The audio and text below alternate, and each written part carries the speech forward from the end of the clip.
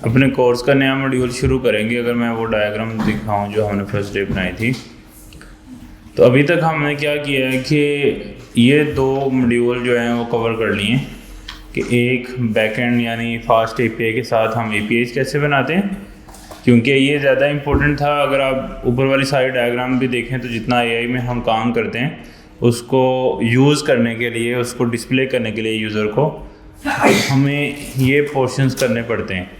तो उसमें से हमने डेफिनेटली अभी फ्रंट एंड को कवर तो नहीं किया, लेकिन बैक एंड के ऊपर एपीआईज कैसे बनानी है, पोस्टमैन के साथ उसको टेस्ट कैसे करना है और डेटाबेसेस कैसे इस्तेमाल होती हैं वो हमने नो एसक्यूएल और एसक्यूएल दोनों डेटाबेसेस जो हैं देखी हैं, पोस्टग्रेस और मोंगोडीबी। ये एक्चुअली ये हम कवर कर चुके हैं अभी तक ना पिछली सारी क्लासेस के अंदर।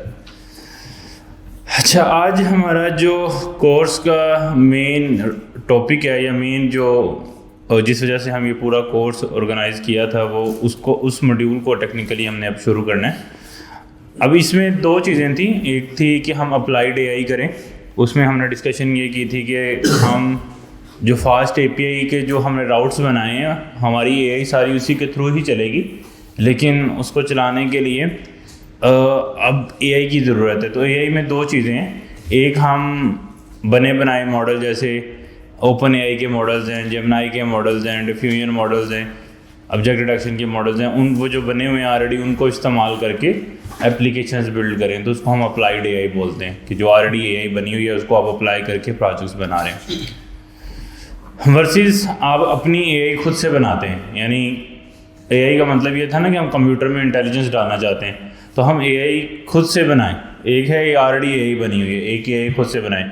अब उसमें बहुत सारे डिफरेंट माइलस्टोन हैं, जिसमें सबसे पहले जो है वो डाटा आता है, फिर उस डाटा को लेके हम डाटा की प्री प्रोसेसिंग करते हैं, फिर हम उसके ऊपर कोई आर्किटेक्चर डिफाइन करते हैं या एल्गोरिथम लिखते हैं, फिर उसकी ट्रेनिंग होती है जिसके अंदर हमें हाई एंड जो है वो जीपीयू रिक्वायर्ड होते हैं, फिर उसकी हम टेस्टिंग करते हैं, फिर वो रेडी फॉर प्रोडक्शन हो जाता है। जिस तरह हमारे पास ऑलरेडी ओपन सोर्स या क्लोज सोर्स मॉडल है थ्रू एपीआईज मिलते हैं, तो सेम उसी तरह फिर हम इसको यूज़ कर सकेंगे फास्ट एपीआई में। सही है, इसी वजह से हमने ये वाले मॉड्यूल पहले कवर किए हैं, क्योंकि जब भी हम कोई भी एआई लगाएंगे तो उसकी एप्लीकेशन बनाने के लिए हमें एपीआईज की ज़रूरत पड़ती है, तो एपीआईज वाला पार्ट हम जो है वो कवर कर चुके हैं। अच्छा, आज हमारा मेन फोकस होगा डाटा प्री प्रोसेसिंग में।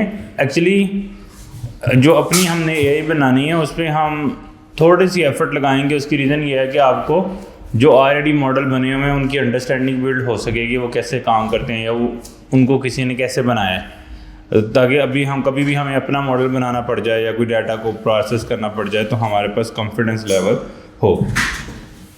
अब ऐसा करने के लिए हमें इन सारे जो स्टेप्स हैं उनमें से गुजरना है, लेकिन हम डेफिनेटली वैसे तो एआई के अंदर बहुत सारी फील्ड्स हैं। स्पेसिफिकली जब हम मॉडल बनाते हैं या अपना कोई एआई बनाना चाहते हैं तो उसमें बहुत सारी फील्ड्स हैं और हर फील्ड्स में सेपरेटली रिसर्च हो रही है।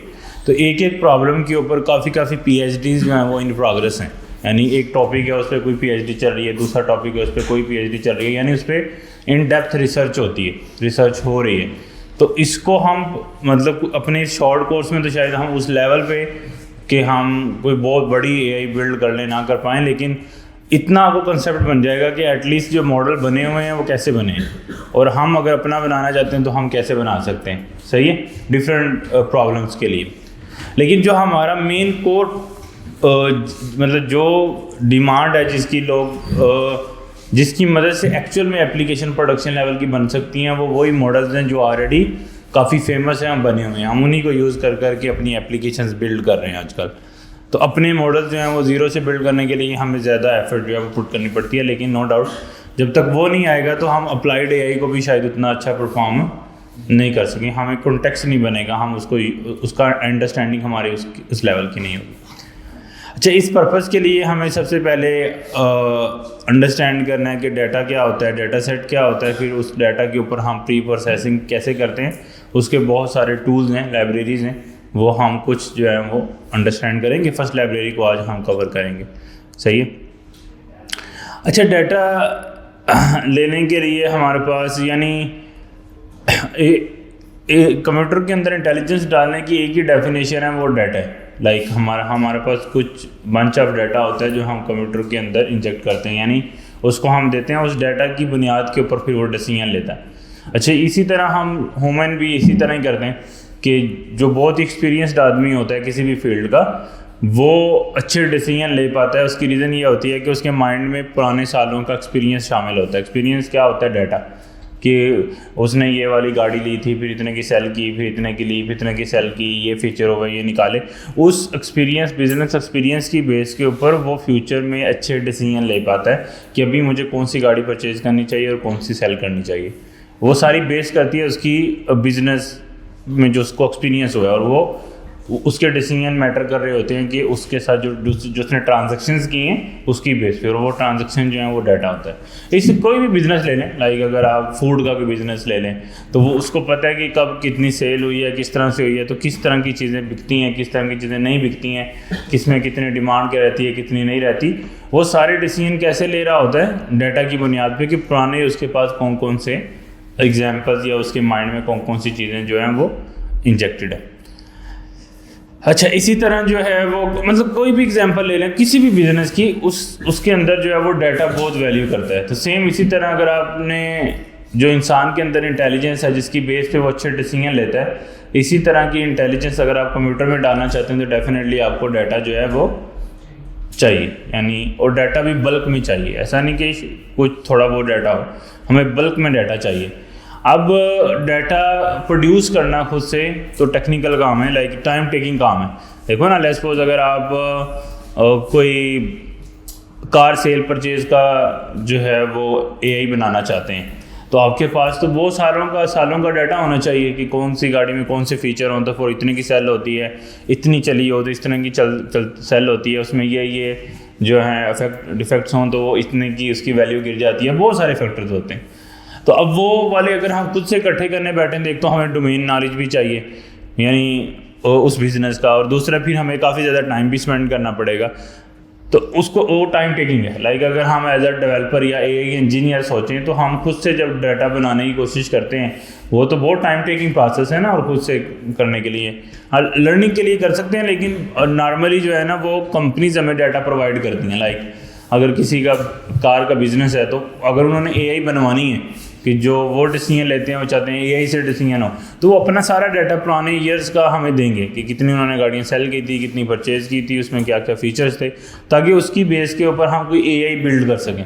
तो टेक्निकली हमें जिस भी ऑर्गेनाइजेशन के लिए हम एआई बना रहे हैं या एआई का मॉडल बना रहे हैं वो हमें डाटा प्रोवाइड करेंगे, सही है, तभी हम जो है उसके ऊपर एआई जो है वो अप्लाई कर सकेंगे। तो इसका मतलब ऑलवेज जब भी कोई हमें कस्टम मॉडल बनाना होता है तो जो चीज़ आपको रिक्वायर्ड है वो डाटा है, और वो डाटा कौन देगा? जो वो एआई बनवाना चाहता है, ताकि आपके पास जो है वो इनफ जो है डाटा हो।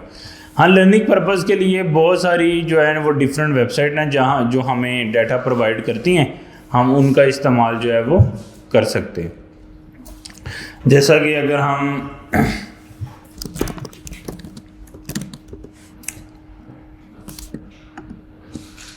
ये एक वेबसाइट है हगिंग फेस, काफ़ी फेमस है, और एक ये कैगल वेबसाइट है। तो ये दो वेबसाइट हैं जो हमें बहुत सारा डिफरेंट किस्म का जो है वो डाटा सेट जो है वो प्रोवाइड करती हैं। अगर हम यहाँ पे लिस्ट देखें, डिफरेंट प्रॉब्लम के लिए डिफरेंट चीज़ें जो हैं वो ये प्रोवाइड कर रही होती है, मतलब list of different data sets available हैं। जिस तरह का भी हमें, यानी इसके पास जो है वो ऑलमोस्ट 3,31,743 डाटा सेट्स हैं। तो बहुत सारी प्रॉब्लम इसमें कवर हो जाती होंगी, बहुत सारी चीज़ें इसके अंदर शामिल होंगी, लेकिन हम मज़ीद जो है वो सर्च कर सकते हैं। जैसे मैंने कैट सर्च किया, लेट्स सी इसके रिलेटेड कुछ डाटा आता है। जैसे अब ये कैट्स हैं, अस डॉग्स, यानी इसके यहाँ पे एक डाटा सेट पड़ा है जिसमें बहुत सारे कैट्स हैं और बहुत सारे डॉग्स हैं। तो उसकी मदद से आप कोई एआई बना सकते हैं जो डिफरेंशिएट करे ये कैट है या डॉग है, और भी बहुत सारे काम हो सकते हैं। माइक्रोसॉफ्ट कंपनी ने ये डाटा इकट्ठा किया हुआ है, जिसका मतलब ये डाटा भी वैलिड होगा क्योंकि इसके पीछे जो कंपनी है वो भी काफ़ी बड़ी है। तो उसको हम यानी इस डाटा को डाउनलोड कर सकते हैं। इस डाटा में ये देखो इस तरह की पिक्चर्स हैं, बहुत सारी कैट्स की पिक्चर हैं इस तरह, और ये देखो कितनी ज़्यादा लिस्ट में ये जो है वो डाटा अवेलेबल है। तो टेक्निकली अगर हम खुद से भी गैदर करें बहुत सारी कैट्स, तो हमें क्या करना पड़ेगा? जगह जगह जाके कैट्स की पिक्चर्स लेनी पड़ेंगी, ये करना, इकट्ठा करना है, उसको फाइल बनाने हैं, सो बहुत बड़ा काम है ना। तो ये सारा काम जो है वो हमें ऑलमोस्ट हुआ हुआ मिल जाता है। डिफरेंट लोकेशन की इन्होंने जो है वो इकट्ठी की हुई हैं कैट्स की पिक्चर्स एंड डॉग्स की पिक्चर्स। अच्छा, अब यहाँ पे मतलब कहने का मकसद ये है कि आप यहाँ से डाउनलोड करें और फर्दर हम उसका इस्तेमाल जो है वो कर सकते हैं। इसी तरह कैगल एक कंपनी है जिसके पास बहुत सारे डाटा सेट जो हैं वो अवेलेबल हैं, आप उनके भी डाटा सेट जो हैं वो इस्तेमाल कर सकते हैं।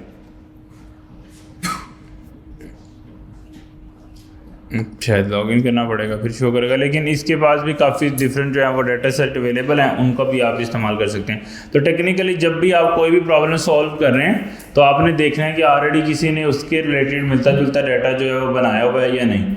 अगर डाटा बनाया हुआ है तो अब हम वो डाउनलोड करके फर्दर उसमें प्रोसेसिंग जो है वो कर सकते हैं। अच्छा, अब डाटा तो हमें लेसपोज मिल जाएगा, जैसे हमें ये कैट्स एंड डॉग्स का डाटा मिल रहा है, डिफरेंट डॉग्स जो हैं वो हमें नज़र आ रहे हैं, डिफरेंट कैट्स। तो हम अगर डाउनलोड करते हैं तो अब हमें इसको प्रोसेस करना है।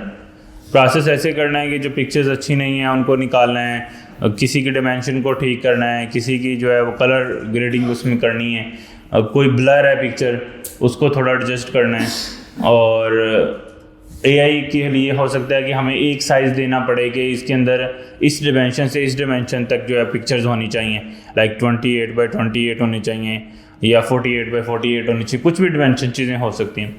तो वो सारा काम करने के लिए हमें क्या करना पड़ेगा, डाटा प्री प्रोसेसिंग करना पड़ेगी। अब डाटा प्री प्रोसेसिंग में बहुत डिफरेंट जो है लाइब्रेरीज़ हैं, लेकिन जो अभी हम फर्स्ट शुरू करेंगे वो NumPy है। अच्छा, NumPy हर लाइब्रेरी का अपना एक मकसद है और बहुत सारी ऐसी लाइब्रेरीज़ में जिनमें मिलते जुलते फंक्शंस हैं। लाइब्रेरीज़ हम क्यों करना चाह रहे हैं, क्योंकि लेट्स सपोज अगर हम यही काम जो लाइब्रेरी दे रही है वो हम खुद से करने बैठे हैं तो हमें टाइम भी लगेगा और हमें शायद हम उतनी एक्यूरेसी के साथ कर भी ना पाएँ, और उसकी जो परफॉर्मेंस है हमारे एल्गोरिदम की, जो हम कोड लिखेंगे, हो सकता है कि वो स्लो हो एज़ कम्पेयर टू जो ऑलरेडी लाइब्रेरीज़ बनी हुई हैं।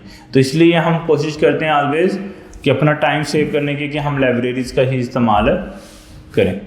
वैसे तो ये जो डाटा प्री प्रोसेसिंग है एआई के आने के बाद काफ़ी इजी हो गई है। उसकी रीज़न क्या है कि आप अपने डाटा का स्क्रीनशॉट लो, जो इस तरह की आउटपुट चाहिए ChatGPT पे डालो, वो आपको लाइब्रेरीज यूज़ करके पूरा कोड बना देगा। और मोस्ट 80% ऑफ द केसेस के अंदर वो वैलिड ही बना रहा है और वो काफ़ी यूज़फुल है डाटा प्रोसेसिंग में उसका जो कोड है। इवन तो रिसेंटली एक रिपोर्ट आई है जो अभी लेटेस्ट स्टार्टअप्स आ रहे हैं उसके अंदर वो बोल रहे हैं कि 80% ऑफ द जो कोड है वो एआई से जनरेटेड है जिन्होंने फंडिंग्स ली हैं। तो इसका मतलब है कि फ्यूचर में जो ज़्यादा हम वो लोग कामयाब होंगे जो ज़्यादा एआई को यूज़ कर करके चीज़ें बना रहे हैं, लेकिन वो वाला कॉन्फिडेंस हासिल करने के लिए भी आपको बेसिक्स जो हैं वो पता होने चाहिए कि क्या है। अच्छा, NumPy न्यूमेरिकल पाइथन, NumPy का मतलब न्यूमेरिकल पाइथन है, is an open source Python library for numerical computing. It provide a powerful n dimension array objects, यानी आप जितनी मर्जी डिमेंशन की array objects जो है वो बना सकते हैं। Mathematical function, random number capabilities, tool for integration C++ और Fortran code. Why use NumPy multiple factors हैं इसके अंदर। Faster than Python list due to optimise C backend. वो कह रहा है कि जो पाइथन की अपनी लिस्ट है उसकी निस्बत अगर हम इससे लिस्ट बनाते हैं तो वो ज़्यादा फास्टर है। क्योंकि ये इसका जो बैकएंड है वो सी में है। Use less memory and provide built in mathematical functions. इसके जो फंक्शंस हैं वो लेस मेमोरी कंज्यूम करते हैं। अब उन्होंने ऑप्टिमाइज़ किया होगा ना, यानी बहुत सारे वेरिएबल्स नहीं बनाए होंगे ताकि वो ज़्यादा मेमोरी जो है वो कंज्यूम ना हो। और provide built in mathematical function, जो मैथमेटिकल फंक्शंस हैं एडिशन, मल्टीप्लिकेशन, मीन, मैक्स, वो प्रोवाइड करते हैं। सपोर्ट मल्टी डिमेंशन है, रे एंड मैट्रिक्स, ये इसका मेन फीचर है कि ये मतलब हम नॉर्मली लिस्ट एक डिमेंशन में बना रहे थे तो हम मल्टीपल डिमेंशन में भी लिस्ट जो है वो बना सकते हैं। Enable vector operation for efficiency, यानी आप 0-1 के अंदर भी जो है वो एडिशन, मल्टीप्लिकेशन, इस तरह के काम कर सकते हैं। अच्छा, इंस्टॉलेशन के लिए पिप इंस्टॉल NumPy। तो हम अगर UV में हैं तो हम क्या करेंगे, UV ऐड NumPy। तो हम कर लेते हैं, टर्मिनल ओपन करके UV ऐड NumPy। अच्छा मेरे पास इंस्टॉल्ड है तो वो ऑलरेडी रिजॉल्व आ रहा है, अगर नहीं होगा तो वो इंस्टॉल का बोल देगा। तो पोइट्री से करेंगे तो पोइट्री ऐड हो जाएगा, यूवी से करेंगे तो यूवी ऐड हो जाएगा, दैट्स इट। अच्छा सबसे पहला उसका जो फंक्शन है वो हम देखेंगे। numpy जो है उसके अंदर से सारे फंक्शन हमें रीड करने हैं, तो हम एक ही फंक्शन भी इंपोर्ट कर सकते हैं फ्रॉम numpy, या हम पूरी numpy की लाइब्रेरी इंपोर्ट कर लें और उसमें से एक एक फंक्शन को डॉट लगा के कॉल कर लें। तो ज़्यादातर जो आपको कोड बेस मिलेंगे वो डॉट लगा के ही नज़र आएंगे, तो हम भी ऐसे ही करते हैं। तो लोग क्या करते हैं कि numpy को एज कर लेते हैं, एज मतलब numpy थोड़ा बड़े साइज़ का है तो उसको np कर लेते हैं ताकि थोड़ा वो शॉर्ट फॉर्म में आ जाए।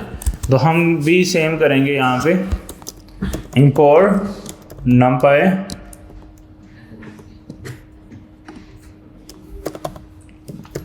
एज np, ठीक है, क्योंकि numpy जो है जिसमें सारे फंक्शन आ गए।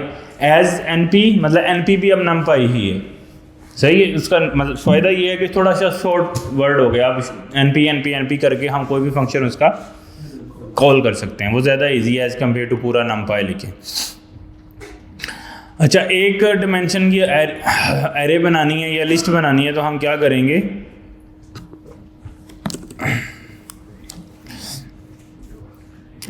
इसके करने के लिए हम जैसे अरे 1 कर लेते हैं, इसका नाम np डॉट अरे,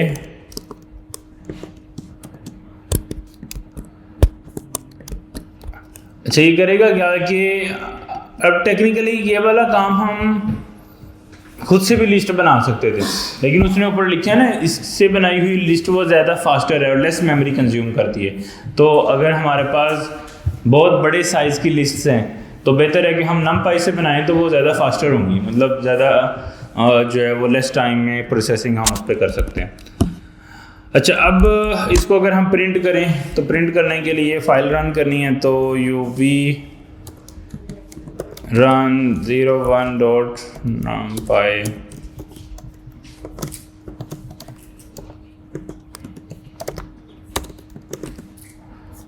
तो वो सिंपली हमें लिस्ट ही नज़र आ रही है जो हमने क्रिएट की है, वो हमें नज़र आ रही है। इसमें कोई ख़ास हमें यानी जो हमें पहले भी पता कि लिस्ट जैसे बनती है वैसे बन गई, हमें वो आउटपुट नज़र आ रही है।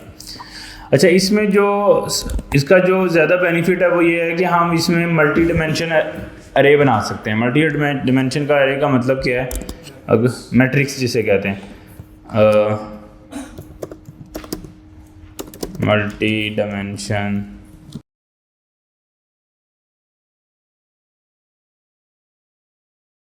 अब अगर आप इसमें देखो तो आप ऐसे 2D अरे बना सकते हो। 3D अरे तो शायद हम बना सकते हैं 3D 4 अरे, लेकिन उसको प्रेजेंट करना यानी वो पीछे पीछे ले जाएंगे ना उसकी, क्योंकि वो 3 डिमेंशन में एक्सपेंड कर रही है ऐसे। अगर हम 2D को देखें तो हम ज़्यादा अच्छा समझ सकते हैं, लेस जो है वो कम्प्लेक्सिटी के साथ। इसमें क्या होगा कि इसमें एक मैट्रिक्स बनता है रो एंड कॉलम का, जैसे हम पहले रे बना रहे हैं ना वो सिर्फ एक ही डिमेंशन में चल रही है, यानी वो एक्सपैंड हो रही है, एक ही रो है वो एक्सपैंड हो रही है आगे को, जितने मर्जी एलिमेंट आ रहे हैं वो आगे एक्सपैंड हो रही है। अगर आप 2 डिमेंशन बनाते हैं तो वो क्या होगा, वो इधर को भी एक्सपैंड होगी, वो नीचे को भी एक्सपैंड होगी। तो इसको हम एक मैट्रिक्स भी बोलते हैं। तो जिसमें नीचे को एक्सपैंड जो हो रही है वो रोज कंसिडर हो रही हैं, जो लेफ्ट टू राइट एक्सपैंड हो रही है वो कॉलम्स कंसिडर हो रहे हैं। तो हर एक जो है पॉइंट पे उसका इंजेक्शन बन जाता है। जैसे रो, ये मल्टीपल रोज इधर बन रही हैं और एक साइड पे जो है वो मल्टीपल कॉलम बन रहे हैं।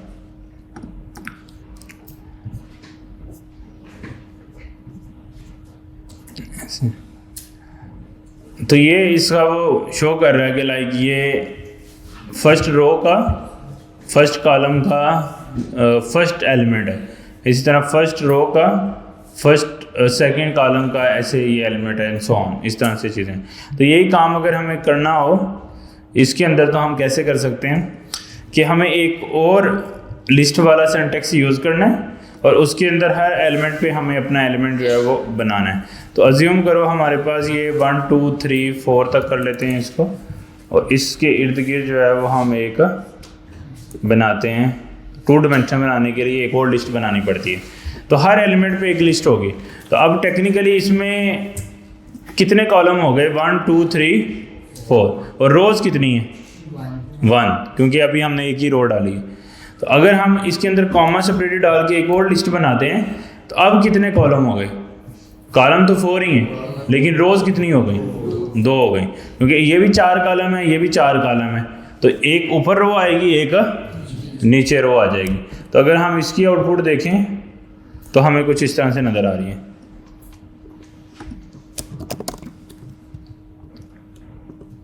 ऐसे 1 2 3 4 ऊपर आ गया, 5 6 7 8 नीचे आ गया। अब एक और रो ऐड करनी है, फिर एक और कॉमा और एक और जो है वैल्यूज़,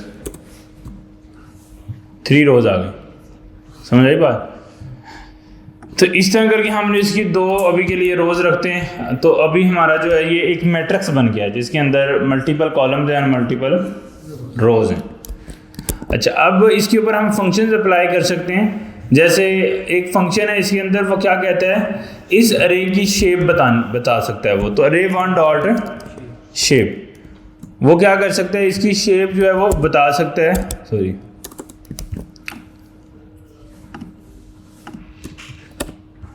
कि इसकी शेप क्या है, 2 रो और 4 कॉलम। तो अगर आपके पास कोई बहुत बड़ी 2 डिमेंशन अरे है, अगर आप देखना चाहते हैं उसमें कॉलम कितने हैं और उसमें रोज़ कितनी है, तो आप क्या करेंगे, एरे का नाम डॉट शेप। तो शेप से क्या मिल जाएगा आपको कि उसके अंदर कितनी जो है वो उसकी क्या डिमेंशंस हैं। अच्छा, अब डिमेंशन देखने के लिए एन डिमेंशन का मतलब है कि ये कितनी डिमेंशन की अरे है। तो अब ये 2 डिमेंशन अरे है, 2 डिमेंशन ही है ना, रोज एंड कॉलम्स है। 3 डिमेंशन तो हमने बनाई नहीं है। तो 3 डिमेंशन के अंदर वो उसके अंदर 3 आंसर आएगा। तो अगर हमने चेक करना है कि ये 1 डिमेंशन रे है, 2 डिमेंशन रे है या 3 डिमेंशन रे है, तो एन डिमेंशन। तो एन डिमेंशन का मतलब क्या है कि उसमें कितनी डिमेंशंस हैं। और डॉट शेप का मतलब था कि उसके अंदर कितने रोज एंड कॉलम एग्जिस्ट करते हैं। साइज, उसके अंदर कितने नंबर ऑफ एलिमेंट्स हैं, वो देखने के लिए आप उसका क्या देखेंगे, साइज। तो वो कैसे निकाल रहे हैं, 4 ये कॉलम है और 4 ही ये कॉलम है। तो टोटल 8 एलिमेंट्स हैं उसके अंदर। एक मतलब सपोज अगर आप ये देखना चाहते हैं कोई मल्टी डिमेंशनल अरे है, उसमें बहुत सारे एलिमेंट्स होंगे ना, तो ये देखना कि टोटल एलिमेंट्स कितने हैं। तो डॉट साइज, तो उससे क्या आएगा कि टोटल उसके अंदर नंबर ऑफ एलिमेंट्स कितने शो हो रहे हैं या एग्जिस्ट करते हैं। तो डॉट साइज से आप उसका साइज जो है वो चेक कर सकते हैं। अच्छा, उसके बाद अभी के लिए हम सारे इसके अंदर जो फंक्शंस हैं ना वो देख रहे हैं कि क्या क्या एक्सपेक्टेड वैल्यूज़ हैं। लेकिन डेफिनेटली जब हम प्रोजेक्ट्स बना रहे होंगे फ्यूचर के अंदर, तो आप रन टाइम पे फिर आप ये चीज़ों का इस्तेमाल कर रहे होंगे कि जिस तरह की आपको ज़रूरत पड़ती है, आपने कोई साइज़ लेके उस पर कंडीशन लगानी है, आपने जो है उसके डिमेंशन पे कंडीशन लगानी है, आपने उसकी शेप पे कंडीशन लगानी है, तो वो कंडीशंस जो हैं वो फिर बन सकती हैं अगर आपको इनके प्रॉपर्टीज़ के बारे में पता है। अच्छा, डाटा टाइप, यानी वो कह रहा है कि ये जो एलिमेंट्स हैं जो इसके अंदर पड़े हैं वो उसकी डाटा टाइप क्या है। तो डी टाइप मतलब उसकी डाटा टाइप क्या है, तो इंट 64 उसकी जो है वो डाटा टाइप है, यानी इंटीजर्स नंबर सारे पड़े हैं, ये चीज़ वो रिटर्न बता रहे हैं। अच्छा, अब नमपाई के अंदर एक और ऑप्शन है कि आप, एक तो है कि आपने वैल्यूज़ खुद से दी और एक 2 डिमेंशन अरे जनरेट की। अब उसके पास एक ऑप्शन है कि यार आप वैल्यूज़ भी ना दो, आपने कोई डमी डाटा जनरेट करना है, तो आप क्या कर सकते हो, इसके बने बनाए फंक्शंस हैं जो आपको डमी डाटा जनरेट करके देते हैं। समटाइम ज़रूरत पड़ सकती है ना, आपने डमी डाटा जनरेट करना, डमी लिस्ट 2D रे बनानी है। अब लेट्स सपोज बहुत बड़ी बनानी है, आप कहते हैं कि उसमें 50,000 रोज और 50,000 कॉलम्स हों, तो आप क्या एक एक को खुद से कॉपी पेस्ट कर करके बनाएंगे डमी, तो बहुत टाइम नहीं लगेगा, तो उसका कोई जुगाड़ लगाना पड़ेगा। तो उसका जुगाड़ ये है कि ये बने बनाए फंक्शन देता है। जैसे आप कहते हो यार कि मैंने एक डिफ़ॉल्ट अरे बनानी है जिसके जो 2 डिमेंशन की होगी, उसमें 3 रोज होंगी और 3 ही कॉलम होंगे, और वो उसकी हर इंडेक्स पे यानी हर एलिमेंट पे उसके क्या होगा, 0 पड़ा होगा।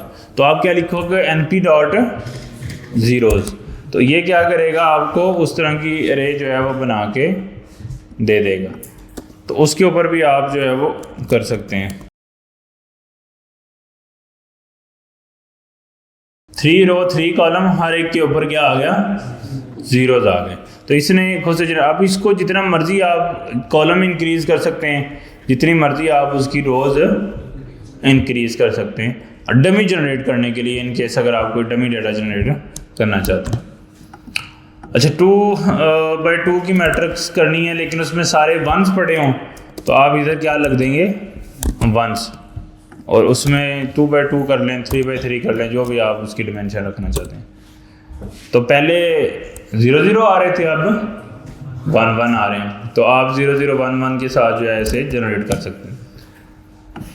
अच्छा उसके अंदर आप उसकी आइडेंटिटी चेक कर सकते हैं, जैसे आप चाहते हैं कि आप 3 की आइडेंटिटी के साथ जो है वो बनाना चाहते हैं।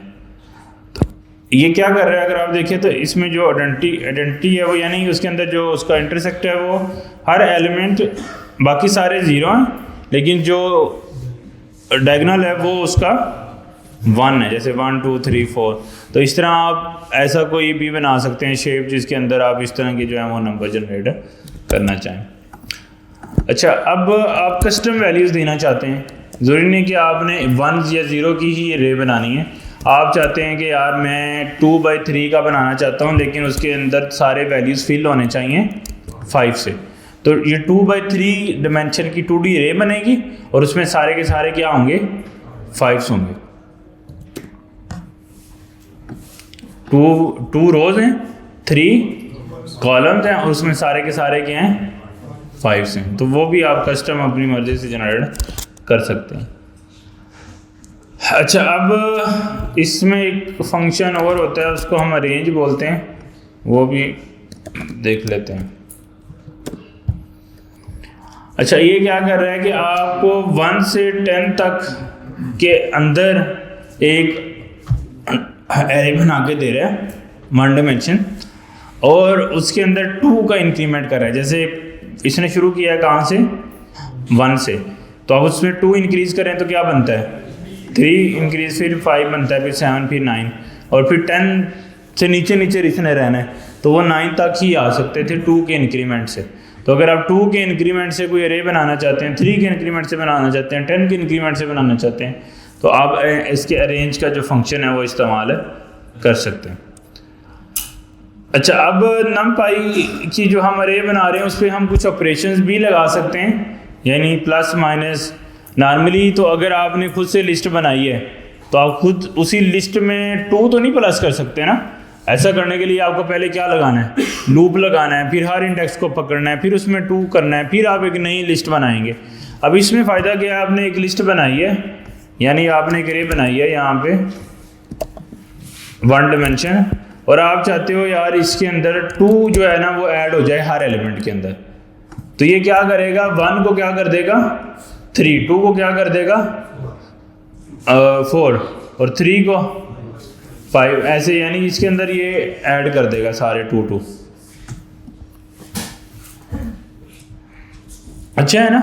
लाइक अगर आप ये इसको ना यूज़ करते हम numpy को, और हम चाहते कि यार एक रे है उसके हर एलिमेंट में 5 ऐड करना है, तो आपको कैसे करते, पहले लूप लगाते, एक एक एलिमेंट लेते, उसमें प्लस करते, और फिर एक नई लिस्ट बनाते, फिर आपके पास आंसर आना था। और इस पर क्या है, आपने एक रे बनाई है, उस रे का नाम +2, अब वो खुद से मैनेज कर रहा है, यानी उसके हर एलिमेंट में वो उतनी वैल्यू जमा कर रहा है। इसी तरह प्लस कर सकते हैं, इसी तरह माइनस कर सकते हैं, मल्टीप्लाई कर सकते हैं, डिवाइड कर सकते हैं।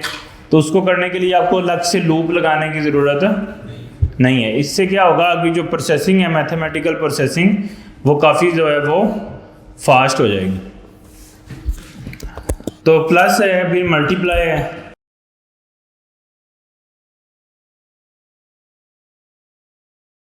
हाँ, लेकिन वो क्या है कि अगर हम numpy के बगैर करते हैं ना चीज़ें, तो उससे परफॉर्मेंस जो है वो उतनी फास्ट नहीं आती जितनी numpy के साथ आती है। बात समझ रहे हो कि जितना हमें उसमें प्रोसेसिंग करना पड़ रही है मैनुअली सारी, उससे numpy बहुत ज़्यादा फास्ट है।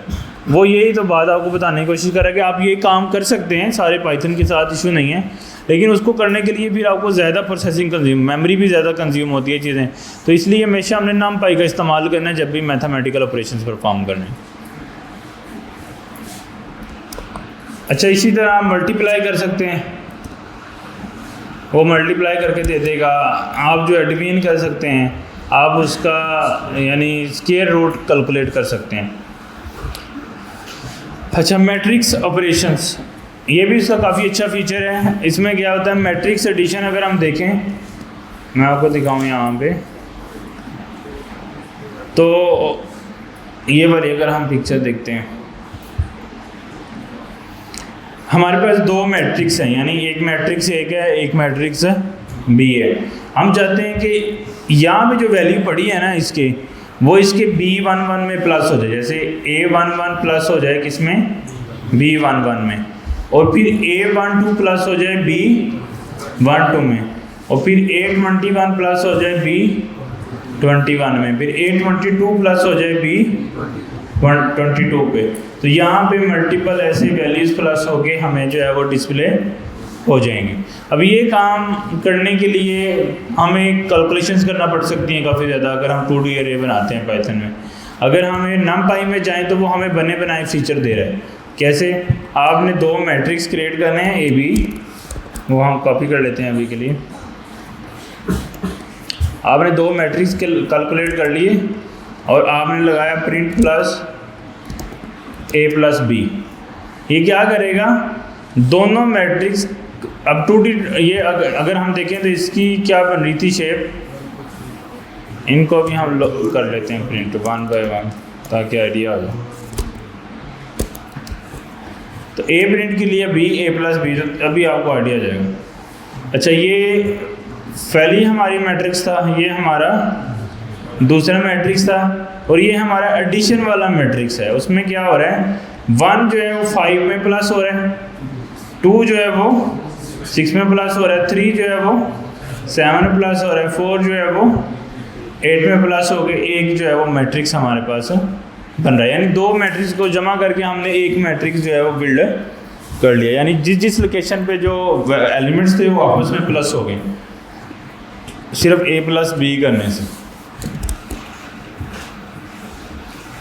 अच्छा, इसी तरह A माइनस B भी हो सकता है। उसका मतलब ये है कि वो माइनस कर देंगे मैट्रिक्स एक दूसरे की वैल्यूज़, और मल्टीप्लिकेशन भी हो सकता है, और ट्रांसपोज भी हो सकता है। ट्रांसपोज क्या होता है वैसे,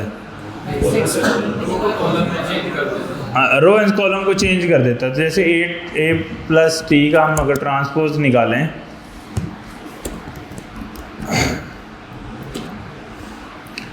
तो ये फर्स्ट वाली वैल्यू आप देखें, ये वाली तो 1 2 3 4 था, तो अब ये 1 3 हो गया, यानी जो कॉलम था वो रो बन गई है, और जो रो थी वो कॉलम बन गया, तो उसने ट्रांसपोज कर दिया। तो वो भी हम एक फंक्शन इसका जो है वो कॉल करके ट्रांसफॉर्म भी कर सकते हैं।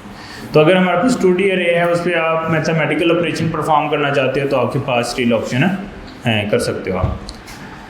अच्छा, स्टैटिस्टिकल फंक्शंस, ये काफ़ी इंपॉर्टेंट है, क्योंकि AI जो है ना, वो आप लोगों ने अक्सर पहले भी सुना होगा, वो सारी स्टैट पे बेस करती है। यानी उसके अंदर हम जो स्टैट के अंदर जैसे हम प्रोबेबिलिटीज़ निकाल रहे होते हैं, क्योंकि अगर हम AI में कभी भी आपने ये नहीं सुना होगा कि ये 100% रिजल्ट है, आप इस पर ट्रस्ट कर लो। हमेशा कहता है कि ये प्रोबेबिलिटी है, यानी मतलब ये एक्यूरेट हो भी सकता है, नहीं उसकी हम वैल्यू ऐसे बताते हैं कि ये इतने % एक्यूरेट है। अब उसमें % आ जाता है तो उसकी एक्यूरेसी जो है वो मिस्टेक कभी भी आ सकती है। यानी अगर हम कहते हैं 85% एक्यूरेट, तो बाकी का 15% तो कभी भी इनएक्यूरेट आ सकता है। बात समझ रहे हो? तो इसी तरह जो स्टैट होती है वो भी हमें प्रोबेबिलिटीज़ निकालने की ऑप्शन देती है कि कितने % चांसेस हैं ये होने के, कितने % बेस्ड ऑन द डाटा। तो एक्चुअली जो AI के पीछे एल्गोरिथम काम कर रहे हैं, वो एल्गोरिथम के अंदर सारी स्टैट जो है उन्होंने यूज़ की हुई है। कंप्यूटर तो ऑलरेडी मैथ पे बेस करता है, लेकिन AI के अंदर मोस्ट स्पेसिफिकली जो है वो स्टैट के फंक्शन जो है वो काफ़ी यूज़ हो रहे हैं, जिसकी मदद से हम सारी कैलकुलेशन परफॉर्म करके इवन कैट एंड डॉग का फैसला भी करना है तो उसके पीछे भी जो है ना वो स्टैट के समझो फंक्शंस कॉल होंगे जो हमें डिसीजन लेने में हेल्प करेंगे कि ये कैट है या डॉग है। अच्छा, वो कैसे करेंगे? तो समझो कैट को भी हम एक मैट्रिक्स में शिफ्ट कर लेंगे। कैट की एक इमेज है, तो अब देखो कंप्यूटर तो इमेज को नहीं देख सकता ना, वो तो पिक्सल्स हैं। तो हम क्या करते हैं, उस पिक्चर को मैट्रिक्स में शिफ्ट कर लेते हैं, यानी एक 2D अरे बनाते हैं, एग्जाम करें, और कैट डॉग को भी 2D अरे बना लेते हैं। फिर हम उस पर स्टैट के कुछ फंक्शन चलाते हैं जिसकी बेस पे हम फिर डिसीजन ले पाते हैं कि ये डॉग है या कैट है, बेस्ड ऑन हमारे पास जितने भी पुराने मैट्रिक्स हैं उसको भी देखते हुए। तो ये उसके पीछे जो है वो साइंस चल रही होती है। तो उसमें बहुत सारे फंक्शन हैं। तो NumPy हमें वो तकरीबन सारे फंक्शन देता है जो स्टैट के अंदर हमें फार्मूलाज की मदद से हम निकालते हैं। यानी मीन निकालना है, उसका एक अपना फार्मूला है कि आप सारी वैल्यूज़ को प्लस करो, टोटल से डिवाइड करो तो उसका मीन निकल आता है। आपने मीडियम निकालना है तो उसका फार्मूला है। आपने स्टैंडर्ड डेविएशन निकालना है, आपने वेरिएंस निकालना है, आपने सम मीन मैक्स वैल्यूज निकालनी है, वो वाले सारे फार्मूलाज जो हैं वो एग्जिस्ट करते हैं। तो अज्यूम करो हमारे पास ये एक अरे है जो हमने पहले से नहीं बनाई हुई, हम बना लेते हैं। ये करे। अब अगर आप इसका मीन निकालना चाहते हैं तो हाँ आपने क्या करना है, np.mean आप उसको अपनी जो है वो अरे पास कर देंगे, ठीक है। तो वो क्या करेगा, उसका मीन निकाल देगा। अब ये मीन कैसे निकलता है नॉर्मली, उसका जो सेंटर पॉइंट है ना वो एक्चुअली मीन निकलता है। वो कैसे, अगर हम इसका फार्मूला देखें,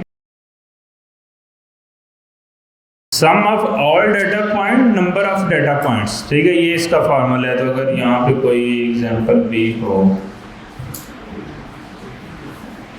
यानी जितने भी हमारे पास एलिमेंट x1 x2 x3 जितने भी एलिमेंट हैं उन सबको प्लस करो और उनकी टोटल लेंथ पे डिवाइड करो। तो अगर हमारे केस के अंदर ये है तो 1 2 3 4 5 इन सबको प्लस करो और इनकी टोटल लेंथ कितनी है 5, तो उस पर डिवाइड करो। तो जो वैल्यू आएगी वो उसका मीन कहलाएगा। तो अगर आपने वो सारा फार्मूला खुद से कैलकुलेट करना नहीं है तो आप np.mean करो, उसको अपनी रे दो, उसका वो मीन निकाल के दे देगा।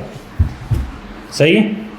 तो अगर आपने यानी एक डाटा पॉइंट्स है उसका आप सेंटर ढूंढना चाहते हैं या उसका जो मीन निकालना चाहते हैं, सेंटर पॉइंट निकालना चाहते हैं, तो आप उसका क्या कर लेंगे, np.mean। वो NumPy के अंदर जो है वो मीन की डेफिनेशन जो है वो अवेलेबल है। जैसे ये एग्जांपल दे रहा है, तो ये पूरे वैल्यू को प्लस करो, उनकी टोटल लेंथ पे डिवाइड करो तो आपका मीन जो है वो निकल जाएगा। Mean is average of norm, यानी ये एवरेज उसकी शो करता है, सेंटर पॉइंट शो करता है उसका। तो अगर हम ये डायग्राम देखें तो जो ये इसका सेंटर बनता है तो ये इसका मीन है इस डाटा का। अब अगर डाटा पॉइंट कुछ इस तरह के भी है ना, तो जो उसकी पीक वैल्यू है उसका जो सेंटर है ना वो उसका मीन कहलाएगा, जैसे यहाँ पे। और ये जो इसका मीडियम है यानी 50-50%, सॉरी ये जो इसका सेंटर पॉइंट है ये मीन है, ये जो इसका पीक है वो मोड है और जो इसका सेंटर है वो मीडियम है। इस तरह से हमारी जो है इसकी वैल्यूज निकलती है।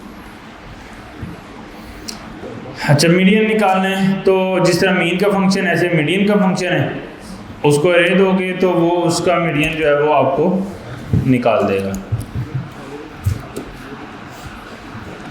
वो भी इसके हमारे डाटा पॉइंट के हिसाब से वो उसका सेम ही निकल रहा है। अच्छा, स्टैंडर्ड डेविएशन निकालनी है तो उसकी स्टैंडर्ड डेविएशन जो है वो निकल जाएगी। तो अगर हम स्टैंडर्ड डेविएशन को भी थोड़ा समझें,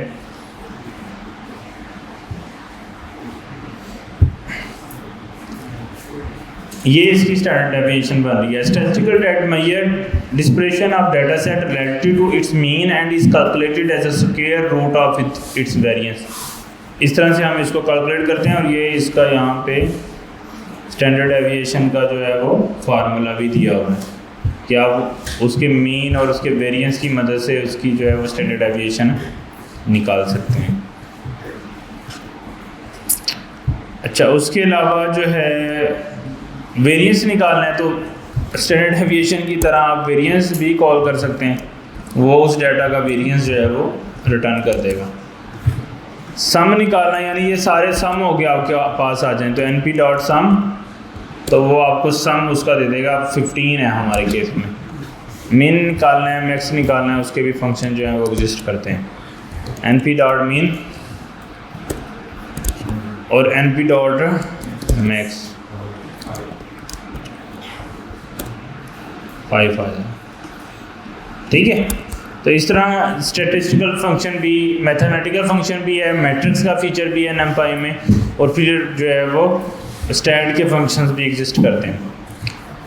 अच्छा, स्लाइसिंग लिस्ट जैसे हम पाइथन में लिस्ट को स्लाइस कर सकते हैं, सेम वे में हम इसकी लिस्ट को भी स्लाइस कर, टेक्निकली तो ये पाइथन ही हम कर रहे हैं, पाइथन में भी हम किसी भी लिस्ट को इसी तरह स्लाइस करते हैं। अच्छा, लेट्स सपोज अगर हमारे पास ये एक लिस्ट है, तो आप उसके अंदर से जो उसका फर्स्ट इंडेक्स पे वैल्यू पड़ी है वो निकालना चाहते हैं, तो आप क्या कर सकते हैं, एरे के अंदर फर्स्ट इंडेक्स जो है उसका उठा लेंगे, या लिस्ट में से फर्स्ट इंडेक्स उठा लेंगे।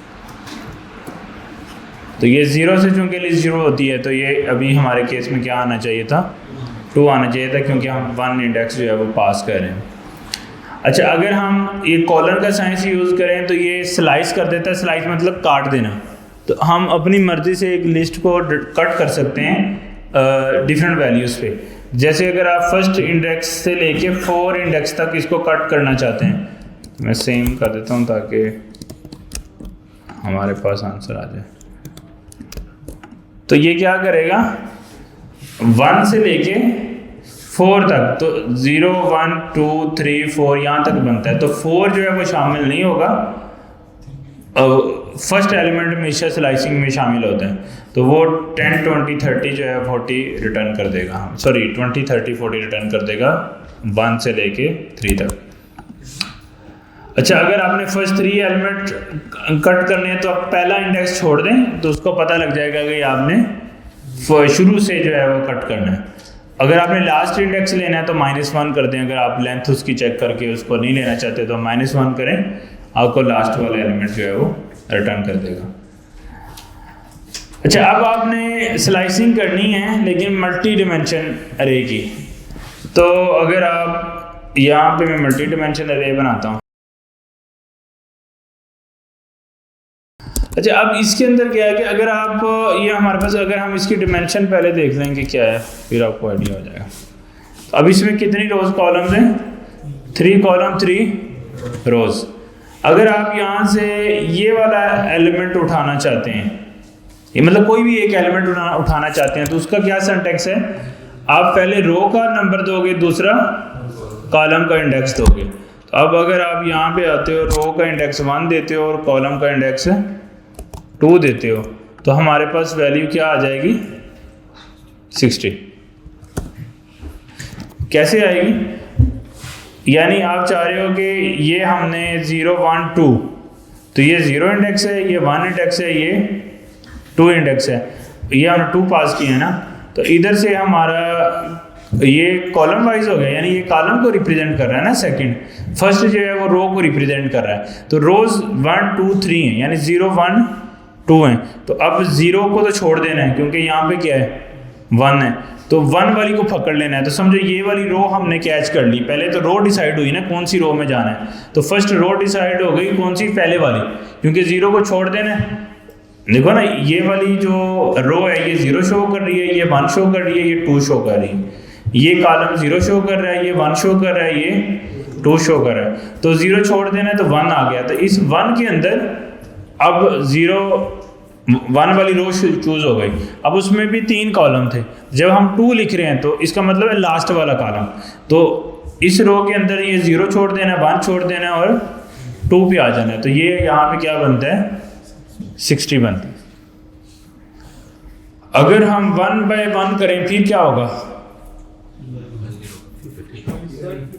फिर 50 आना चाहिए ना, क्योंकि सेंटर पॉइंट बन रहा है। ये 0 वाली रो छोड़ देनी है, 1 वाली रो, और 0 छोड़ के ये 1 आ गया, तो ये वाला एलिमेंट फिर हम डिडक्ट कर पाएंगे अपनी मर्जी से 2 डिमेंशनल अरे के अंदर। अच्छा, अब स्लाइस करना है, आप वो कहते हैं कि आप फर्स्ट 2 रोज को स्लाइस करना चाह रहे हो। देखो 2 डिमेंशन के अंदर भी स्लाइसिंग के या किसी भी एलिमेंट को डिडक्ट करने का फार्मूला वही है, इंडेक्स बेस ही है ना। तो अगर आप चाहते हो कि यार 0 से लेके, यानी पहली रो से लेके 2 रोज जो हैं 2 में शामिल नहीं होगा, 0 1 2 रोज आप लेना चाहते हो, स्लाइस करना चाहते हो, और कॉलम 1 से लेके 3 स्लाइस करना चाहते हो तो आप कर सकते हो। आप सिर्फ सेकंड कॉलम लेना चाहते हो तो आप ये खाली छोड़ दो और सेकंड के अंदर 1 लिख दो, तो वो सेकंड वाला जो कॉलम है वो आपको रिटर्न कर देगा। तो इस तरह करके आप 2 डिमेंशनल अरे के अंदर मल्टीपल स्लाइसिंग ऑपरेशंस लगा के अपनी मर्जी से एलिमेंट ले सकते हैं।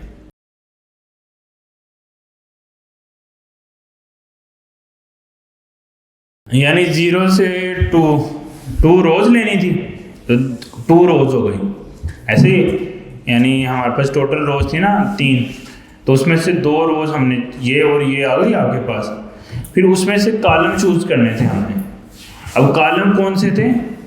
1 से 3, यानी 1 से 3 पहला कॉलम छोड़ के 0 वाला और दूसरे थे। तो अगर आप देखें तो ये कॉलम बनता है, ये कॉलम बनता है, 30 बनता है और 60 बनता है। तो वो उस तरह से हमें आंसर आ रहा है। अगर आप चाहते हो तो मैं दोबारा उसको भी प्रिंट कर लेता हूँ ज़्यादा अच्छी अंडरस्टैंडिंग के लिए।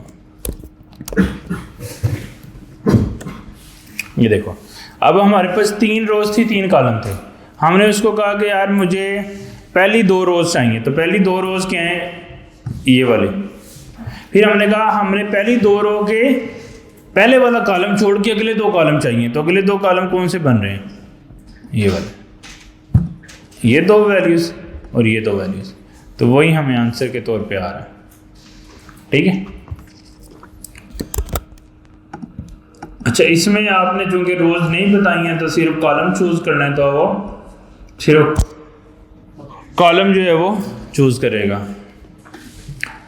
अच्छा, अब रैंडम नंबर जनरेशन। आप इसकी मदद से रैंडम नंबर भी जनरेट कर सकते हैं numpy की मदद से, और ये मैट्रिक्स बना, मतलब रैंडम नंबर विद मैट्रिक्स, या एक मैट्रिक्स बनाना चाहते हैं 3x3 का, उसके अंदर वो आप चाहते हैं यार कोई रैंडम नंबर्स आ जाएं, कोई आपने कैलकुलेशन करनी है, कुछ भी करना है रैंडमली, कुछ भी प्ले करना है आपने, तो वो कर सकते हैं। उसको करने के लिए आप पहले सीड सेट कर लें कि किस रेंज के उसने नंबर जो है वो सेट करने हैं। अगर हम आए यहाँ पे, और उसके बाद आप उसको कहें 3x3 का मुझे मैट्रिक्स जो है वो रिटर्न करो, रैंडम नंबर। तो वो 3x3 का जो है वो रैंडम नंबर का मैट्रिक्स जो है वो रिटर्न कर रहा है। यानी 3 रोज हैं, 3 कॉलम है, लेकिन हर पॉइंट के ऊपर रैंडम वैल्यू। जैसे अगर हमने पहले मैट्रिक्स क्रिएट किया था तो उसमें हमने फिल किया था, उसको 5 से फिल कर दो, 6 से फिल कर दो, 10 से फिल कर दो, लेकिन वो सारे फिर एक जैसे ही फिल होते हैं। अगर आप चाह रहे हैं यार रैंडमली फिल हो तो फिर np.random.rand, और उसमें आप 2 डायमेंशन में कोई भी वैल्यूज दें तो उस तरह से वो रोज एंड कॉलम बना के उसको रैंडमली फिल कर देगा। ये सीड 42 है क्या मतलब? हाँ, इसकी यानी वो कितनी रिप्रोड्यूसेबल की कितनी प्रोबेबिलिटी आपने सेट करनी है वो आप सेट कर सकते हो। इसका कोई भी आप नंबर यहाँ पे सेट कर सकते हो, नहीं भी करेंगे तो वो डिफ़ॉल्ट नंबर जो है वो ले लेगा। वो इसलिए हमेशा रैंडम नंबर जो है ना वो पॉइंट्स में ही आते हैं, यानी ये 0 और 1 के दरमियान ही ये रैंडम नंबर होता है हमेशा, और उसके अंदर मल्टीपल डिजिट्स होते हैं। तो आप उसको मल्टीप्लाई करेंगे ना किसी भी चीज़ के साथ, यानी आप चाहते हैं कि यार ये 100 के दरमियान आए तो आप उसे 100 से मल्टीप्लाई कर दें। आप चाहते हैं कि ये 1000 के दरमियान आए तो आप 1000 से मल्टीप्लाई कर दें। आप चाहते हैं कि ये लेट्स सपोज 50,000 के दरमियान आए तो आप 50,000 से मल्टीप्लाई कर दें। 10 के दरमियान आए तो 10 से मल्टीप्लाई कर दें। एक चीज़ 0 से 1 के दरमियान है, उससे किसी भी बड़ी नंबर से डिवाइड करेंगे, वो उसी नंबर के दरमियान जो है वो आंसर प्रोड्यूस करेगा। अच्छा, अब यहाँ पे अगर आप रैंडमली जनरेट करना चाहते हैं लेकिन इंटीजर जनरेट करना चाहते हैं, तो ये क्या था, रैंड वो बिल्कुल ही 0 1 के दरमियान दे रहा था, रैंडम नंबर दे रहा था। अगर जो आपने क्वेश्चन किया कि अगर आप उसको 0 1 में नहीं देखना चाहते, आप चाहते हो यार 1 से 100 के दरमियान आए और 3x3 की मैट्रिक्स आए, तो फिर आप रैंड इंट इस पहले पैरामीटर में कहाँ से लेके कहाँ तक रैंडम नंबर आए और दूसरे में क्या आए उसकी मैट्रिक्स आ जाए, तो वो चीज़ हम कर सकते हैं। ये देखो, अब ये सिर्फ 1 से लेके 100 के दरमियान हमेशा कोई भी रैंडम नंबर होगा। अब चाहते हैं यार 1 से 1000 के दरमियान हो, तो आप 1 यहाँ पे 1 लिखें, यहाँ पे 1000 लिखें और मैट्रिक्स डिफाइन करें कितने का लेना है। जैसे हमने 3x3 का मैट्रिक्स लेना था ना, और 1 से लेके 100 के नंबर के दरमियान का लेना था, तो 100 और 3x3, तो उससे जो है वो रैंडमली जो है नंबर जनरेट हो जाएंगे। अगर आपने रैंडमली डिस्ट्रीब्यूटेड नंबर लेने हैं, लाइक उसमें कुछ सीक्वेंस नहीं, मतलब उसके अंदर क्या होगा कि आप रैंड एन यानी कोई भी रैंडम एन नंबर आप जनरेट करना चाहते हो तो आपके पास ये मैट्रिक्स दें, उसको रैंड एन का फंक्शन यूज़ करें तो वो इस तरह से आपको प्लस माइनस में रैंडम वैल्यूज़ जो है वो जनरेट करके दे देगा 0 और 1 के दरमियान। अच्छा, उसके बाद कुछ प्रोजेक्ट्स अब हम इसके देख लेते हैं NumPy के, ताकि थोड़ा सा कंसेप्ट, अभी हमने फंक्शन तो देख लिए। अब आपको इन फंक्शन को याद करने की ज़रूरत नहीं है। रीज़न ये है कि आप NumPy की डॉक्यूमेंटेशन में जाएंगे, सारे मिल जाएंगे। आपने कोई भी काम करना है, आप ChatGPT से पूछेंगे, वो एग्जांपल दे देगा। मकसद ये है कि आपको पता होना चाहिए कि यार मैंने ऐसा कोई काम करना है। लेट्स सपोज आप चाहते हो यार मैंने 2 डायमेंशनल अरे बनानी है, उसमें ऐसे रैंडम नंबर आए, तो आपके जहन में होना चाहिए कि ऐसा काम पॉसिबल है थ्रू NumPy और उसमें ऐसे ऐसे करके काम हो जाता है। तो आपके जहन में होगा तो आप कभी भी उस कोड को निकाल के कर लोगे। सिंटैक्स तो आप कभी भी ढूंढ सकते हो, तो आपको फंक्शन नाम याद रखने की ज़रूरत नहीं। अच्छा, वो क्या कह रहा है कि load student score and compute statistics. ये 10 स्टूडेंट और 5 सब्जेक्ट का एक स्कोर जो है वो जनरेट कर रहे हैं रैंडमली। हम इसको चाहे लोगों को कर लो। तो अब अगर मैं 10 मतलब इसमें 10 रोज हैं और 5 कॉलम्स हैं, तो उसको हम स्कोर्स बोल रहे हैं सबके। 0 से 50 से 100 के दरमियान। रैंड इंट हमने पढ़ा था ना अभी, 50 से 100 के दरमियान जो जितने मर्जी कर लें। तो हमने 10 रोज प्रोड्यूस कर ली, और तो समझो 10 रोज में ये ऊपर सब्जेक्ट हैं, यानी कॉलम वाइज सब्जेक्ट हैं और रोज वाइज स्टूडेंट हैं। तो 10 स्टूडेंट हैं तो रोज वाइज स्टूडेंट आएंगे ना।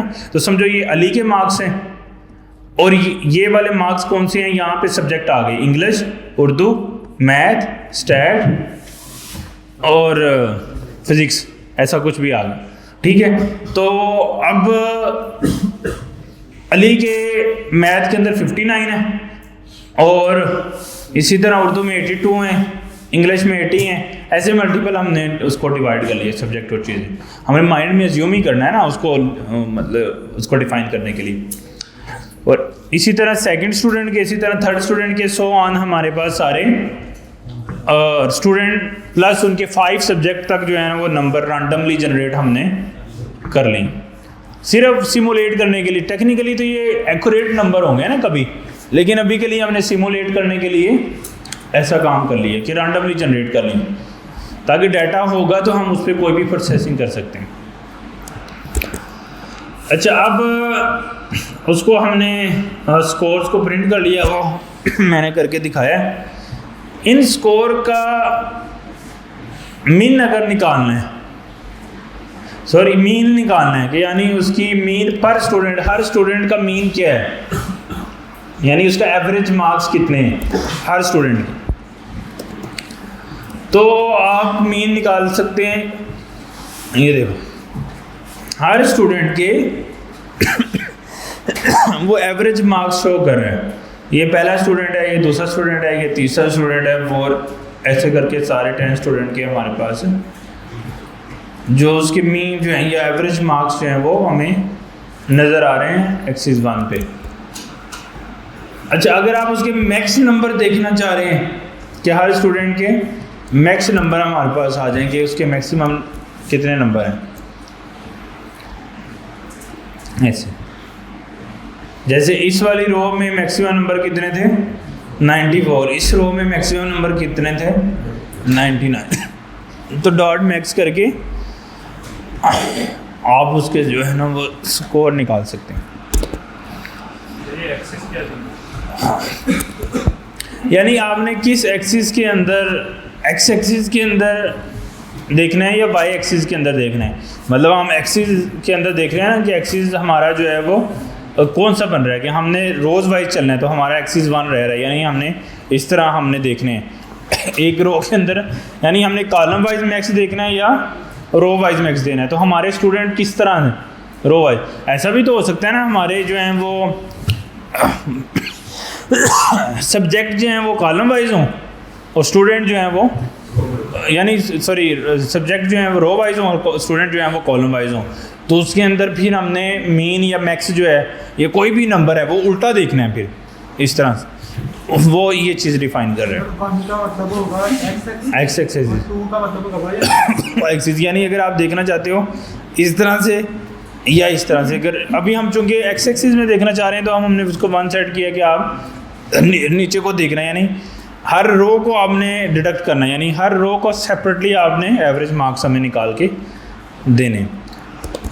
दूसरा प्रोजेक्ट क्या है जी, आप स्टॉक प्राइस सिमुलेशन करना चाह रहे हैं, मतलब आप स्टॉक की कोई प्राइस है उसकी आप सिमुलेशन करना चाह रहे हैं कि वो इंक्रीज़ हो रही है, डिक्रीज़ हो रही है, और कितने परसेंटेज से इंक्रीज़ डिक्रीज़ हो रही है। अच्छा, नॉर्मली तो हमारे पास एक्यूरेट डाटा होगा, अब हमारे पास एक्यूरेट डाटा नहीं है तो या तो हम फिर मैंने जैसे बताया कि इंटरनेट से हम कैगल से डाउनलोड करेंगे, क्या ख्याल है, या फिर हम क्या करें, स्टॉक का डाटा तो वैसे बहुत मिल जाएगा हमें, अगर आप यहाँ से जाएँ ना कैगल या हगिंग फेस पे, तो उधर स्टॉक लिखें, स्टॉक डाटा,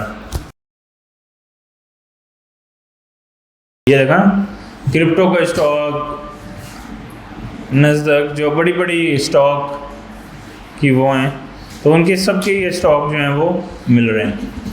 एयरबीएनबी का स्टॉक प्राइसेस कब डिक्रीज हुए, कब इंक्रीज हुए, ये मिल रहा है। तो अब स्टॉक प्राइसेस ले सकते हैं, लेकिन अभी के लिए उसने NumPy से कैसे रैंडमली यानी फेक प्राइसेस कैसे कैलकुलेट करनी है वो सिखाएगा हमें। अच्छा, क्या करना है आपने,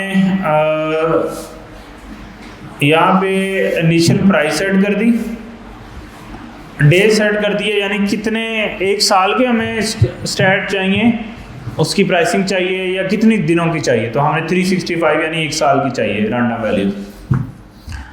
अच्छा, अब इनिशियल प्राइस उसकी क्या होगी 100, हमें उसका और रैंडम वैल्यू चाहिए नॉर्मली 0-1 के दरमियान 365 दिन के लिए, और फिर उसका हमने कन्वर्ट निकालना, यानी आपने उसकी उसके रिटर्न की बेस पे जो उसका रिटर्न आ रहा है, हर मतलब उसने रैंडमली निकाला है ना, हर दिन में कितना रिटर्न आ रहा है, तो रैंडमली रिटर्न निकालिए।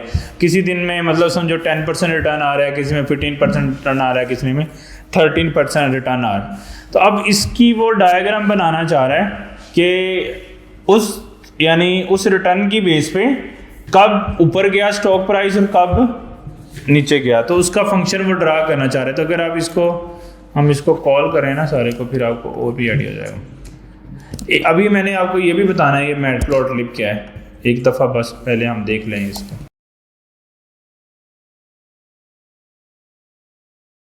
ये देखो कि वो 365 डेज़ को ड्रा कर रहे हैं कि शुरू में ये इसकी प्राइस नीचे थी, फिर ऊपर की, फिर नीचे गई, फिर ऊपर आई। इस तरह से हमने उसको ड्रा कर लिया कि कब उसकी प्राइसेस जो हैं वो बढ़ रही हैं और कब कम हो रही हैं, उसका पूरा जो है वो डायग्राम बना के। अच्छा, अब ये जो पिक्चर आई है ना मेरे पास, ये जो डायग्राम आई है, ये मैटप्लॉटलिब है, वो भी थर्ड पार्टी लाइब्रेरी है पाइथन की। ये काफ़ी हैंडी है क्योंकि हमें जब हम कोई मॉडल्स बनाते हैं तो हमें उसकी एक्यूरेसी देखनी होती है, कितना एक्यूरेट है कितना नहीं। हम कोई भी मैथमेटिकल प्रॉब्लम सॉल्व करते हैं तो उसको वर्सेस अगर हम मैट्रिक्स देख रहे हैं, वर्सेस उस मैट्रिक्स का अगर हमारे पास सामने ग्राफ आ रहा है, तो ग्राफ से इंसान हमेशा ज़्यादा बेहतर समझ सकता है कि कैसे चीज़ें चल रही हैं। अच्छा, अब उसको करने के लिए क्या है कि यहाँ पे हमारे पास मैटप्लॉटलिब की लाइब्रेरी है, उसमें से आपने इसको SPLT मैटप्लॉटलिब करके SPLT निकाल लिए, डॉट प्लॉट करना है, और उसमें आप कोई भी चीज़ प्लॉट कर सकते हो, यानी 2 डायमेंशन में दोगे तो एक वो रो बना देगा, एक को वो कॉलम बना देगा, और उसके ऊपर डॉट टाइटल, ये जो टॉप पे टाइटल आ रहा है ना मुझे, सिमुलेटेड स्टॉक प्राइसेस, ये आपने यहाँ पे सेट किया है, टाइटल दे दें। प्लॉट डॉट शो जब करते हैं, जब ये प्रोग्राम रन होगा तो ये इमेज को शो कर देगा आपके सामने, सही है। तो समझो ये क्या करता है, आप इसको मतलब समझो इंटीजर वैल्यूज देंगे 2 डायमेंशन अरे के अंदर, ये क्या करेगा 2 डायमेंशन अरे को एक तरफ एक वैल्यू शो कर देगा, दूसरी तरफ दूसरी वैल्यू शो कर देगा, और शो करके आपको आउटपुट शो कर देगा ग्राफ की शक्ल के अंदर, सही है। तो अगर आप इस प्राइसेस को अभी देखें जो हमने उसको दी हैं, तो आपको आइडिया हो जाएगा कि हम इसको क्या दे रहे हैं।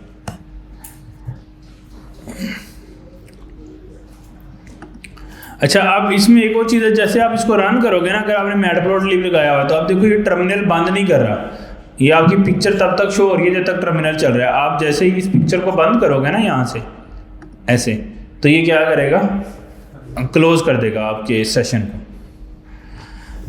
ये देखो अब हमारे पास ये क्या है, 2 डायमेंशन एक अरे है, ऐसे ही है ना, यानी उसके अंदर यानी एक अरे है हमारे पास जिसमें मल्टीपल वैल्यूज़ जो हैं वो प्राइसेस की आ रही हैं। उन प्राइसेस की वैल्यूज़ को लेके और दिनों को लेके वो क्या करेगा, हमारी सारी जो है ना वो शो कर देगा हमारे नंबर की कब वैल्यू इंक्रीज हो रही कब, यानी इसकी बेस के ऊपर वो जो ग्राफ बन रहा है ना वो इस प्राइसेस की बेस पे बन रहा है। और ये रिटर्न्स अभी हम अगर देख लेंगे ये हमें वैल्यूज़ क्या दे रहा है।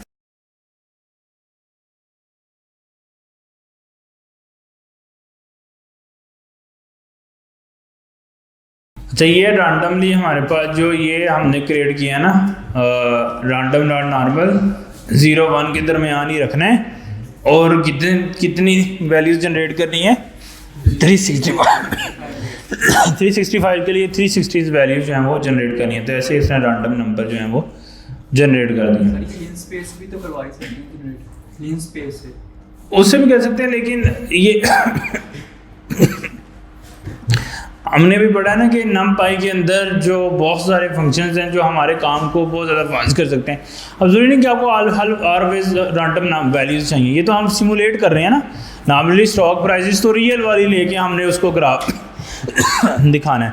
तो अभी हम जस्ट समझने के लिए कि अब अज्यूम करो ये जो हमें वैल्यूज़ मिल रही है ना, ये प्राइसेस जो हमने खुद से कैलकुलेट की हैं एक फंक्शन चला के, मतलब 365 के लिए रैंडम नंबर लेके उसके अंदर समझो रैंडमली प्राइसेस हमने जनरेट की हैं जो नीचे आ रही हैं।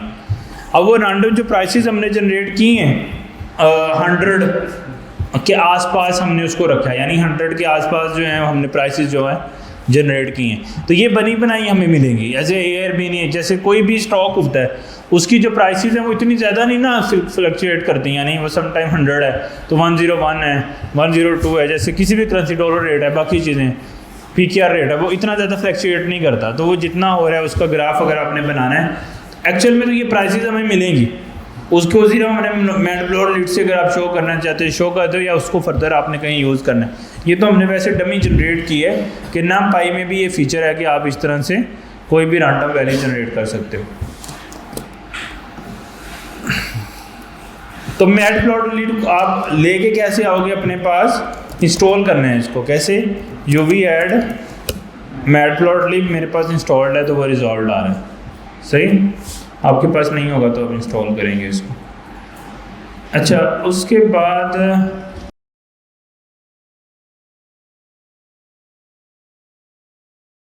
ये क्या करता है, cumulative product of array elements over a given axis, यानी उसका जो कम्युलेटिव पॉइंट है, यानी उसका जो सेंटर पॉइंट है उसको फिगर आउट करता है। अगर हम उसकी डायग्राम ड्रा करें ना उससे हमें ज़्यादा अच्छा जो है वो समझ आएगा।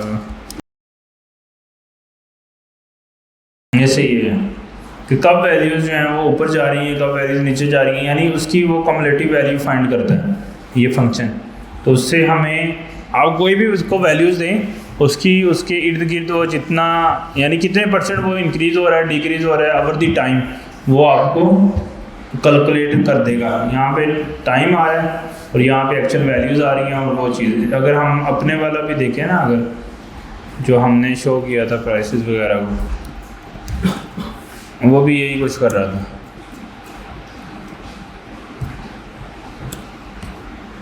ये जो नीचे डेज आ रहे हैं हमारे लिए, इधर हमारी प्राइसेस आ रही हैं स्टॉक प्राइसेस, और वो किस तरह इंक्रीज डिक्रीज हो रहा है वो हमने सेट किया। तो ये तो फिर ट्रेडिंग में बहुत हेल्पफुल होगा। नॉर्मली जितने भी ट्रेडिंग के सॉफ्टवेयर हैं वो इसी तरह से ही इसी तरह उसके पीछे मैथमेटिकल फंक्शंस लगे होते हैं और वो हेल्प कर रहे होते हैं कि कैसे जो है वो आपने करना है। अक्सर जो ट्रेडर्स होते हैं तो वो हर टाइम आपने देखा ना बड़ी बड़ी स्क्रीन्स के ऊपर वो ये ग्राफ देख रहे होते हैं। तो ग्राफ में क्या होता है कि कब वैल्यूज़ ऊपर जा रही हैं कब नीचे आए, पिछले साल ऐसे कब हुआ था, कोई न्यूज़ आई थी तो कैसा कितना इम्पैक्ट आया था, उसकी बेस के ऊपर फिर वो डिसीजंस ले रहे होते हैं कि अब हमने इन्वेस्ट करना है या अपने विदड्रॉ करना है। अच्छा, वेदर डाटा एनालिसिस 30 से 5 के दरमियान रैंडम वैल्यू निकालनी है 365 डेज़ की। ये वो हम टेम्परेचर एक्चुअली निकालना चाह रहे हैं ईयरली रैंडम टेम्परेचर। अगर हम इसको ख़त्म करें तो इसका ये रैंडम टेम्परेचर जो है वो हमारे पास निकल आया है। एवरेज जो है वो 32, 37, 28, 32 यानी इसके इर्द गिर्द जो है वो घूम रहा है 5 की फ्लक्चुएट वैल्यू से। और 360 डेज़ के लिए 365 डेज़ के लिए हमने इसको निकाला है। तो इसका अगर हमने एवरेज टेम्परेचर निकालना है तो हमने इसका मीन निकालना है ना एक्चुअली। तो इसका एवरेज टेम्परेचर क्या था, यानी पूरे साल उसका एवरेज टेम्परेचर क्या रहा है 30 रहे। तो अगर आपके पास इस तरह का डाटा है कि आपके पास पूरे साल के टेम्परेचर हैं, आप उसका एवरेज निकालना चाहते हैं कि एवरेज टेम्परेचर क्या था, तो आपके पास एक फंक्शन np.mean, तो उसका वो एवरेज जो है वो सारी वैल्यूज़ का एवरेज निकाल देगा। मैक्स टेम्परेचर क्या था, डॉट मैक्स मीन टेम्परेचर क्या था, यानी हॉटेस्ट दिन कौन सा था और कोलेस्ट दिन कौन सा था। हॉटेस्ट जो है वो 45 तक गया था, कोलेस्ट जो है वो 14 तक गिरा था, और एवरेज टेम्परेचर जो है वो हमेशा 30 के आसपास रहता है। ऐसे ही तो ये इस तरह से आप जो है वो इसकी रैंडम वैल्यू जनरेट करके इसके फंक्शन जो है इस्तेमाल कर सकते हैं। अच्छा, ये आज हमारा जो मेन टॉपिक था NumPy वो हमने कवर कर लिया डाटा प्रोसेसिंग में। आप लोगों ने इसके मैं कोई प्रैक्टिस के लिए मैं कोई प्रोजेक्ट दे दूंगा, वो आपने इस पर मज़ीद प्ले करना है कि कैसे कैसे। देखो बने बनाए फंक्शंस हैं, इतना ज़्यादा वो चीज़ें नहीं है, हमने बस उसको अंडरस्टैंड करना है कौन कौन सी चीज़ें इसमें एग्जिस्ट करती हैं। बहुत सारी हमने कर ली हैं, कुछ जो बाकी रह गई हैं वो आप लोग खुद से जो है वो ट्राई करेंगे। कल फिर इंशाल्लाह हम ये पांडास को देखेंगे कि पांडास के अंदर क्या क्या ऑप्शन हैं और उसके फंक्शन चीज़ें फाइल। NumPy और पांडा में फ़र्क यह है कि पांडास में हम फाइल हैंडलिंग भी कर सकते हैं, यानी कोई एक्सेल फाइल क्रिएट कर सकते हैं, किसी एक्सेल फाइल से डाटा रीड कर सकते हैं, यानी इसमें फ़ाइल हैंडलिंग भी आ जाती है एक्सटेंसिव लेवल पर। बहुत बड़ी कोई फाइल है, उससे डाटा लेना है, रीड करना है, राइट करना है, उसको चेंज करना है, उसकी वैल्यू को शेप को चेंज करना है, तो वो पांडास से जो है वो हो जाएगा। OpenCV जो है वो इमेज के रिलेटेड अगर आप प्रोसेसिंग करना चाहते हैं, एक इमेज है वो कलर में आप उसको कहते हैं ये ग्रे में शिफ्ट हो जाए, आप जाते हैं वो ब्लैक कलर में शिफ्ट हो जाए, वाइट कलर में शिफ्ट हो जाए, उसके ऊपर कोई फ़िल्टर अप्लाई हो जाए, तो इस तरह की प्रोसेसिंग इमेजेस की प्रोसेसिंग जो है वो किससे होती हैं, OpenCV से होती हैं। फिर scikit-learn है वो, उसमें भी काफ़ी फंक्शन है, आप डाटा नॉर्मलाइज भी कर सकते हैं और उसमें छोटे छोटे मॉडल भी हैं जिनको यूज़ करके आप मॉडल की ट्रेनिंग भी कर सकते हैं, यानी मशीन लर्निंग की जितनी चीज़ें हैं वो आप इसमें कर सकते हैं। तो होपफुली कल फिर हम पांडास शुरू करेंगे और बाकी फिर 1-2 क्लासेस के अंदर बाकी ख़त्म हो गए, फिर इंशाल्लाह हम मॉडल डेवलपमेंट जो है वो अगला मॉड्यूल उसको देखेंगे। बस इतना करके फिर हमारा जो ज़्यादा फोकस होगा ना वो अप्लाइड AI पे चला जाएगा, क्योंकि बेसिक समझ आ जाएंगे कैसे हुआ, डाटा प्रोसेसिंग कैसे हो रही है, मॉडल की ट्रेनिंग कैसे हो रही है। उसके बाद फिर हमारा जो full end to end focus होगा ना वो अप्लाइड AI, यानी जो एग्जिस्टिंग मॉडल्स हैं उनको यूज़ करके एप्लीकेशंस कैसे बनानी है, APIs कैसे बनानी है। ठीक है, ऑल सेट, चले नेक्स्ट इंशाल्लाह हम लोग